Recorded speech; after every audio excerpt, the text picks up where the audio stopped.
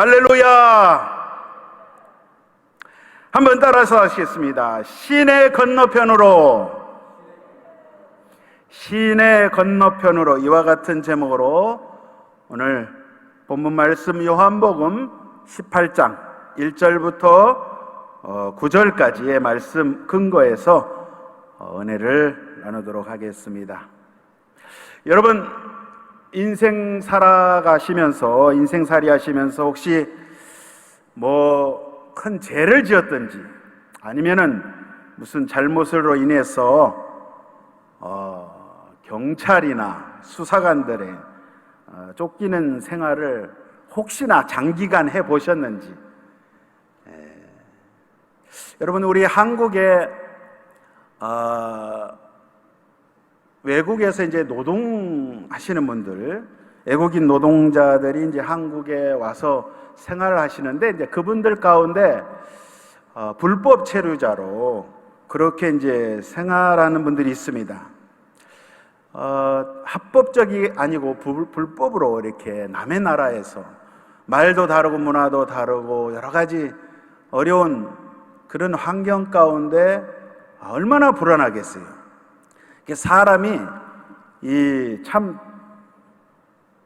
범죄에서 죄를 짓고 산다는 게 참 쉬운 일이 아니죠.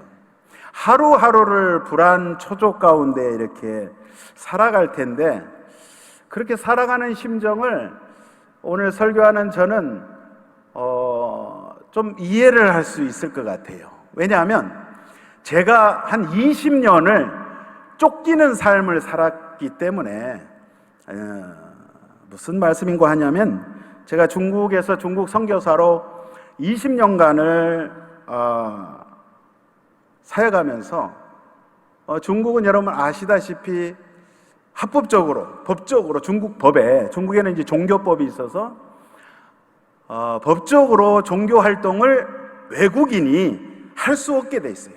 선교 제한 국가이기 때문에 러시아만 해도 외국인이 종교청에 등록을 하고 선교 활동을 하는 게 그래도 가능하지만, 중국은 그렇게 할 수 없는 나라인데, 그곳에서 이제 살면서, 가족들과 함께 살면서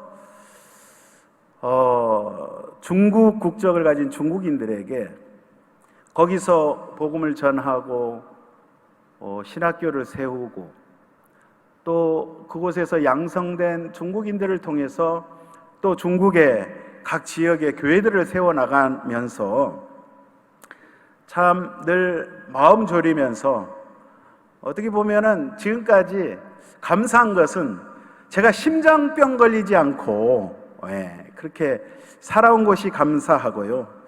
참 오늘 여기 본문 요한복음 18장 1절 이하에 예수님께서 이제 주님의 때가 되어서 예수님의 3년의 그 공생애의 마지막 단계, 마무리를 하시면서 이제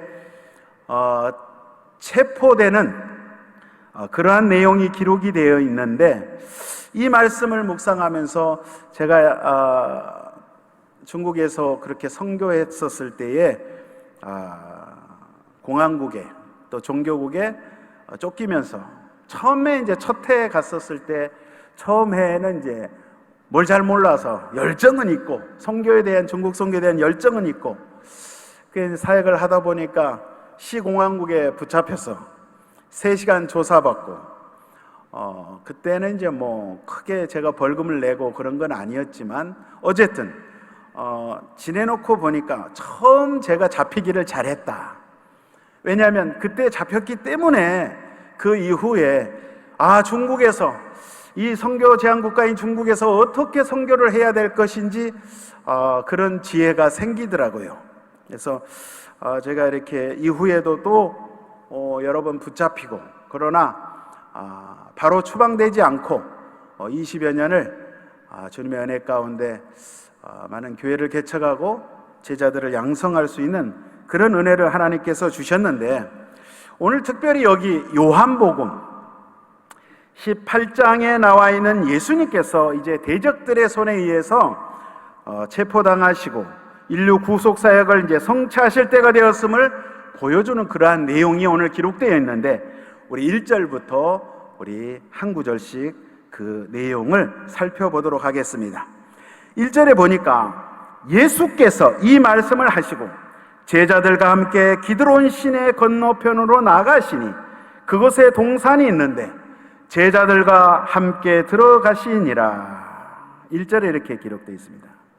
이제 18장 앞에 17장에 보시면 예수님께서 이제 하늘 아버지께 이제 기도하시고 오늘 여기 기드론 시내 저편으로 나가셨다고 오늘 기록을 하고 있습니다. 근데 오늘 요한복음에 보면 특이한 사항이 발견이 됩니다. 다른 세 복음, 그러니까 공간복음이라 하는 마태복음, 마가복음, 누가복음 이 세 복음서에는 기록이 어떻게 되어 있냐면, 자, 예수님께서 겟세마네 동산으로 가셨다, 또는 동산으로 가셨다, 갈람산으로 가셨다, 이렇게 기록을 하고 있는 반면에 오늘 여기 요한복음에서만 유독이 기드론 시내를 건너 가셨다라고 이렇게 기록을 하고 있어요. 여러분, 기드론 시내 저편은 바로 예루살렘 동쪽에 갈람산이 있습니다. 그래서 그 갈람산에 원래 예수님께서 제자들과 늘 자주 가셨던 겟세마네라는 이 동산이 있습니다. 그런데 왜 굳이 오늘 요한복음에 사도 요한만 예수님께서 겟세마네 동산으로 가셨다 하지 않고 굳이 기드론 시내가 저편으로 가셨다라고 기록을 했는지, 그것을 한번 보기를 원합니다. 여러분, 구약 성경에 보시면 이 기드론 시내를 건너갔던 비온의 왕이 한 사람 나옵니다. 누굽니까? 바로 다윗 왕입니다. 다윗 왕. 이스라엘 민족이 그렇게 자부심을 가진 왕 중의 왕 다윗 왕이 나오는데, 이 다윗이 역사적으로 보면 기드론 시내를 건너게 됩니다. 누구한테 배반을 당합니까? 그의 아들 압살롬에게 배반을 당하고, 그리고 그의 최측근이었던 모사였던 책사였던 아히도벨에게 배반을 당하고 이제 기드론 시내를 건너가게 됩니다. 자, 오늘 다윗 왕이 기드론 시내를 건넜다 하는 것과 예수님께서 오늘 기드론 시내를 건너갔다고 하시는 이 내용에 무슨 연관성이 오늘 있지 않습니까? 오늘 요한이 지금 이 얘기를 끌어다가 지금 어떻게 보면 과거 구약의 그 사건과 예수님의 오늘 이 사건을 오버랩하고 이렇게 겹치는, 이것을 통해서 뭔가 하나님께서 저와 여러분에게 말씀하시고자 하는 영적인 메시지가 있다는 사실입니다. 여러분, 사무엘하, 그 역사적인 기록인 사무엘하 15장 22절 23절 제가 읽어보겠습니다. 다윗이 이때에게 이르되 앞서 건너가라 하매 가드 사람 이때와 그의 수행자들과 그와 함께한 아이들이 다 건너가고 온 땅 사람이 큰 소리로 울며 모든 백성이 앞서 건너가매 왕도 기드론 시내를 건너가니 건너간 모든 백성이 광야길로 향하니라. 여러분, 다윗 왕이 그의 아들 압살롬의 모반 반란으로 인해서 이제 기드론 시내를 건너가게 됩니다. 최측근이었던, 여러분 이게 삼국지에 보면 유비의 이 책사였던 제갈량격에 해당되는 정말 당시에 그 이스라엘 그 시대 그 상황 가운데 가장 총명하고 모략이 뛰어났던 아히도벨이라는 다윗이 어떻게 보면 절친, 이 아히도벨도 세상의 그 왕권이 무엇인지, 그 권력이 무엇인지 압살롬의 계략에 넘어가가지고 압살롬 편이 되어버렸어요. 압살롬에게 이제 가버렸단 말이에요. 그런데 우리 하나님께서 어떻게 하셨냐면 이 아히도벨의 그 책략도 아주 무용지물로 주님께서 만들어버리시고 압살롬도 결국은 이제 패배하게 주님께서 만들어버리십니다. 결국 그들이 어떻게 죽게 됩니까? 그의 아들 압살롬은 여러분 잘 아시는 사건이죠. 나뭇가지에 머리가 꽂혀서 요압 왕에게 잡혀서 살해됩니다. 그의 책사였던 아히도멜도 가룟 유다처럼, 오늘 여기 이 사건에 나오는 가룟 유다처럼 목매달아서 이제 죽게 되는데, 오늘 여기 본문에 예수님께서 이 동산에 가셨던 이 내용과 우리가 연관해서 봤을 때 보니까 예수님의 최측근이었던 예수님의 사랑하는 12제자 가운데 가장 머리가 똑똑하고 정말 총명했던 가룟 유다가 예수님을 배반했단 말입니다. 그래서 이 가룟 유다의 편이 어떻게 보면 인간적으로 봤을 때는 가룟 유다가 승리하는 줄 알았어요. 가룟 유다의 그러한 계략으로 인해서 성공하는 줄 알았는데, 나중에 보니까 결국은 우리 주 예수 그리스도 예수님께서 승리를 하게 된다는 그러한 내용인 거예요. 다윗이 이전에 기드론 시내를 넘어갈 때 누구도 다윗이 승리할 것을 몰랐습니다. 그런데 우리 하나님께서, 절대 주권을 가지고 쓴 우리 야훼 하나님께서 그 사건에, 그의 인생 가운데 개입을 하시니까 기드론 시내를 건너서 어두움을 향해 갔던 다윗이 결국은 천국에 가서 승리를 하더라, 이런 내용을 오늘 보여주고 있는 거예요. 여러분, 우리 인생 가운데도 마찬가지로 하나님께서 저와 여러분의 삶에 개입하실 때 우리가 정말 하나님의 놀라우신 은혜를 입는 줄로 믿습니다.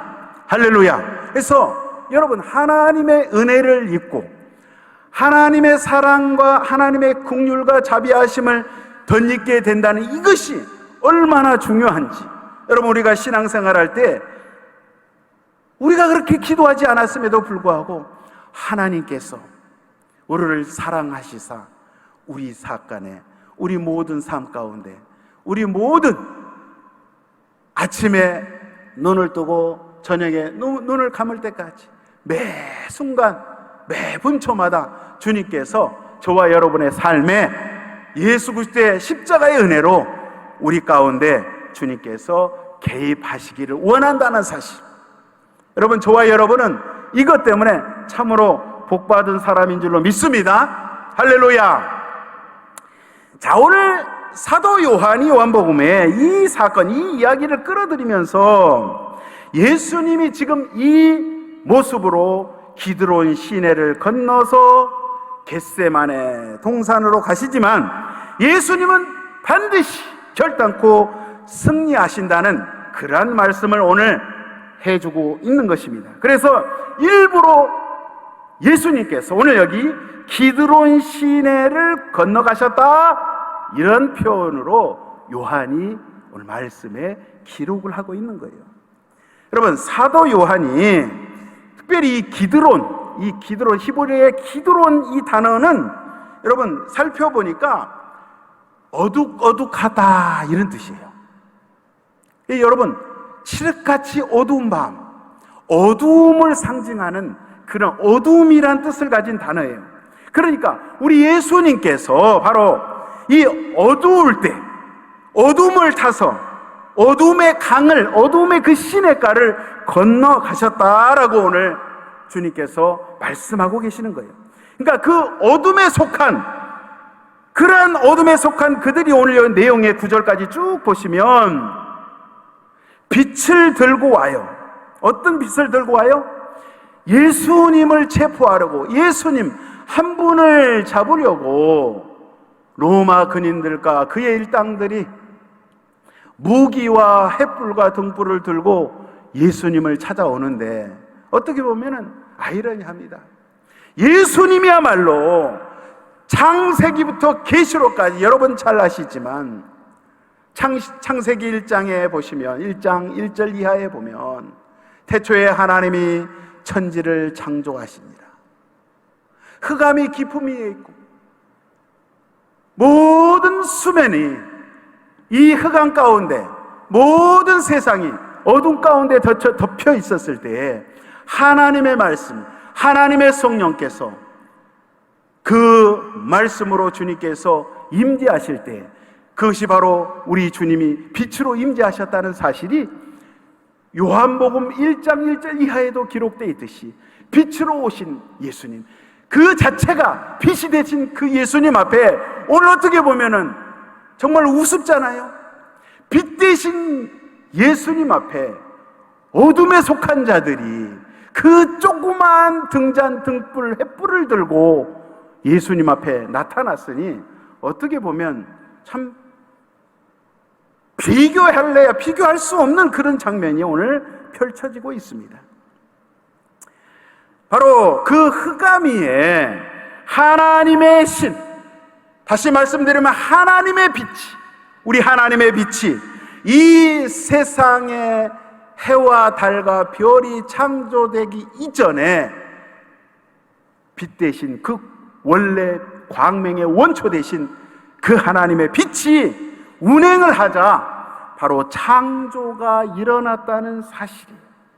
그러니까 우리 예수님께서 빛 대신 예수님이 오셨다는 사실은, 빛 대신 예수님이 그 자리에 존재한다는 사실은 바로 이제 새 창조가 일어나게 될 것이라는 것을 오늘 말씀을 통해서 암시를 해주고 있는 거예요.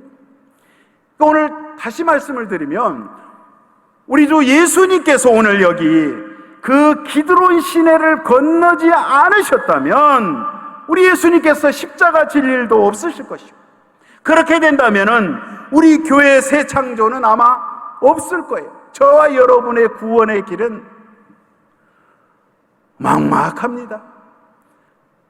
예수님께서 그 기드론 그 시내를, 그 암흑의 그 캄캄하고 그 무섭고 그 외롭고 쓸쓸한 그곳을 향해서 주님이 저와 여러분을 대신해서 저와 여러분을 살리시기 위해서 그 길을 갔다는 그것이 얼마나 감사한지. 할렐루야. 자, 그런데 그 어둠의 빛을 대적하는 모습 속에서 우리는 우리의 모습을 발견할 수가 있습니다. 그 어둠들이 그 빛을 어떻게 대적했는지 오늘 말씀에 3절에 한번 보겠습니다. 1장 3절이요 18장 3절이요 유다가 군대와 대제사장들과 바리새인들에게서 얻은 아랫사람들을 데리고 등과 횃불과 무기를 가지고 그리로 오는지라. 여기 말씀해 보니까 군대라는 단어가 나옵니다. 헬라어로 스페리아라. 한번 따라서 하겠습니다. 스페리아. 자, 스페리아라는 단어가 나오는데 당시에 로마 군단, 로마 군인들, 이제 당시는 이제 이 이스라엘 유대 지역을 로마가 통치하고 있었기 때문에, 식민지로 통치하고 있었기 때문에 로마 군인들이 여기 지금 병력들이 와 있는데, 스페리아라는 이 단어는 로마 군병 보병 600명에 해당됩니다. 대략 600명 정도 당시에. 그러면 자, 예수님 한 분을 잡기 위해서 한 10사람이 와도 되고 뭐 좀 많으면 한 60명 정도 오면 되는데 600명? 그 이상이잖아요. 지금 보니까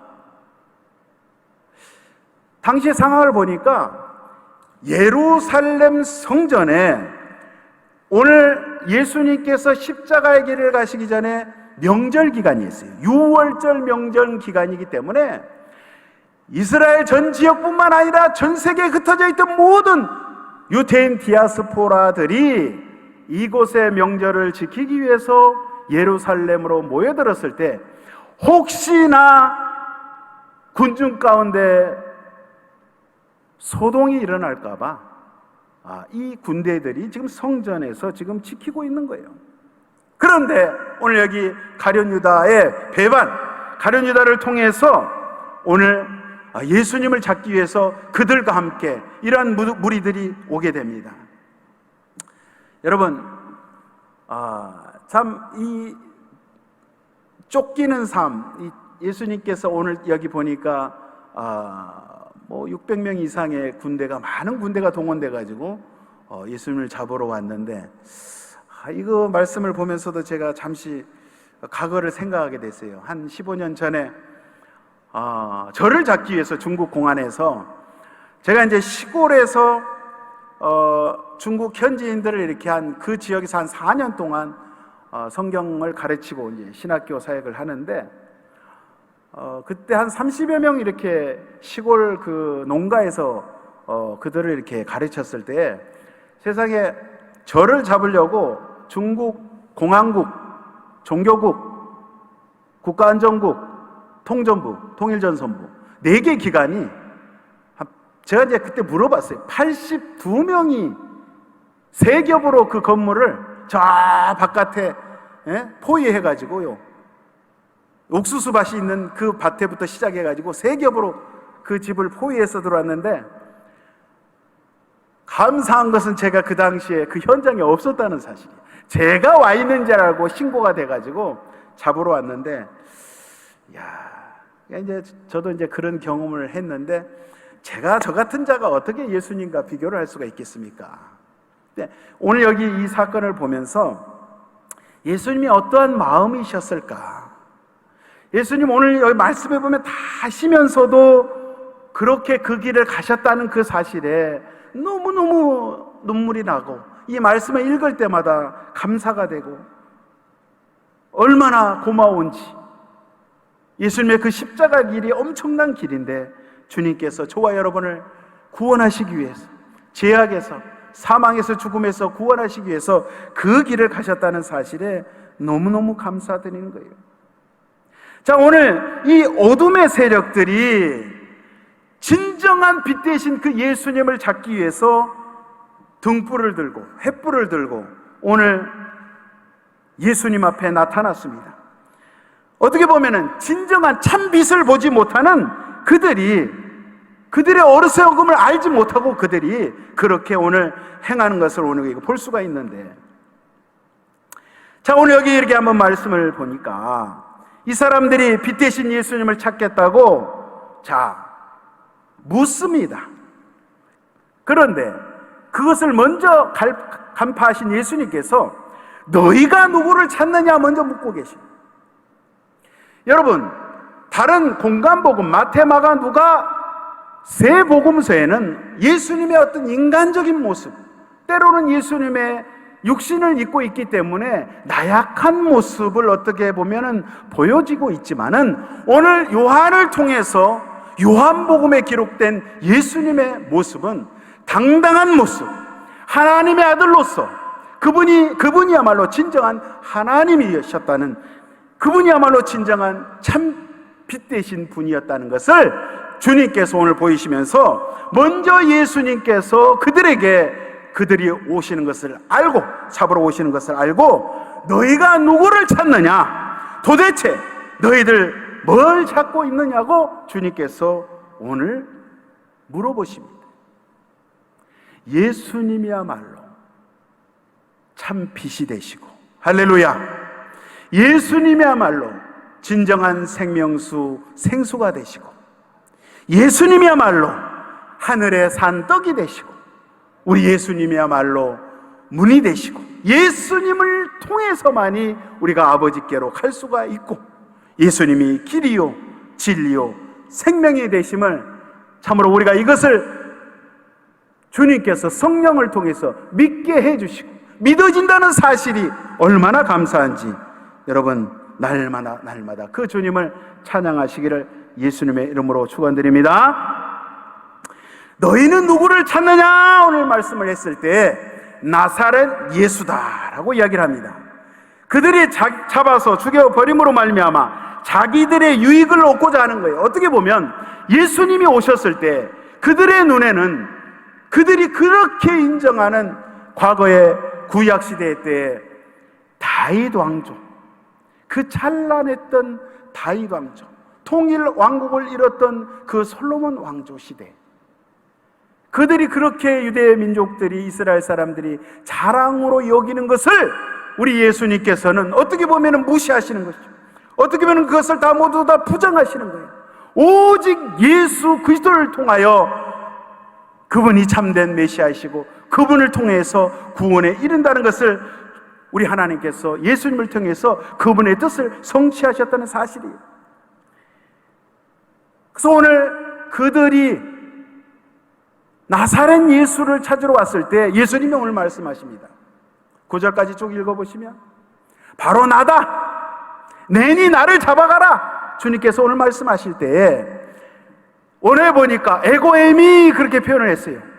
이게 출애굽기 3장 14절에 똑같은 말씀이 나와요. 아시에르 히브리어로, 중국말로 하면요, 我是自由拥有的. 나는 어떠한 존재인가? 나는 스스로 영원히 존재한다.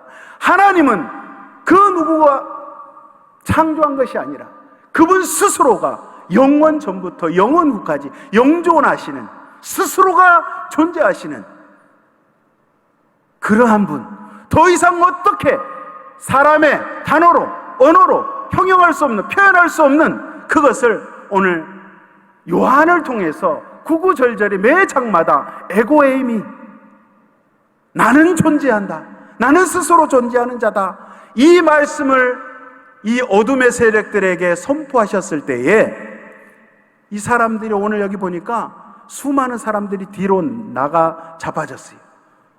순식간에 나가 떨어졌어요. 왜요? 하나님의 그 어미하시고 위엄이 있으시고 대단한 그 영적인 그러한 모습 앞에 주님의 그분의 이름을 선포하셨을 때에 그러한 현상이 오늘 나타나는 거예요.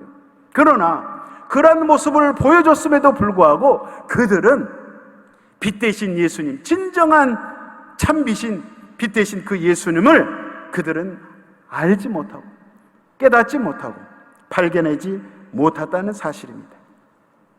자, 우리 예수님께서 예전에 그분 예수님 자신에 대해서 이 어둠의 세력들에게 내가 세상의 빛이다라는 것을 확실하게 밝힌 적이 있어요. 요한복음 8장 12절 보시겠습니다. 예수께서 또 말씀하여 이르시되 나는 세상의 빛이니 나를 따르는 자는 어둠에 다니지 아니하고 생명의 빛을 얻으리라. 자, 여기 보시면 생명의 빛을 얻으리라.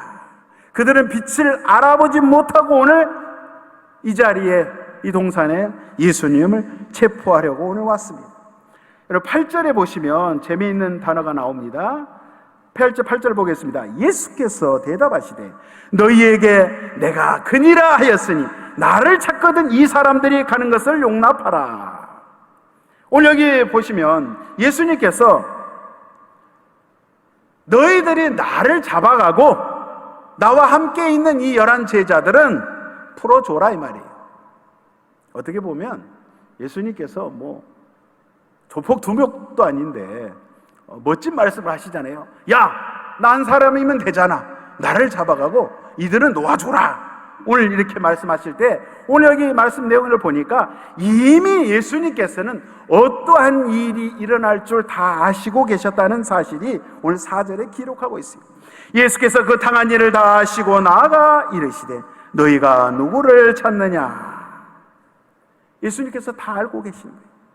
다 아시면서 주님께서 그 길을 스스로, 그것도 당당하게 주님께서 걸어갔다는 사실이에요. 왜 그렇게 하셨습니까? 왜 그렇게 그 기드론 어두움을 건너서 어둠을 향하여 가신 그 예수님, 뭘 위해서 예수님께서 그렇게 하셨나요?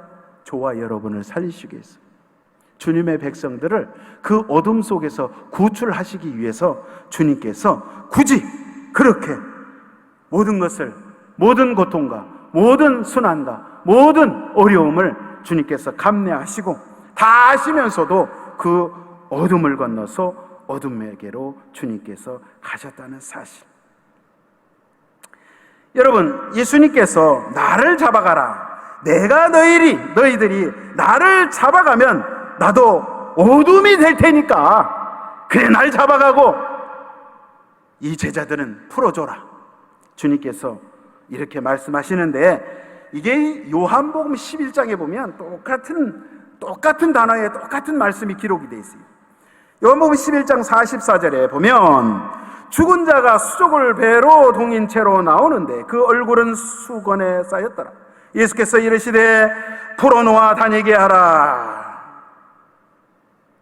자, 죽은 나사로를 주님께서 살리시는 장면에서 나사로를 풀어놓아 다니게 하라, 자유케 하라, 풀어놓아 다니게 하라. 그리고 오늘 여기 말씀에 그들이 가는 것을 용납하라, 이 단어가 똑같은 단어예요. 예수님께서 쓰신 말씀이에요.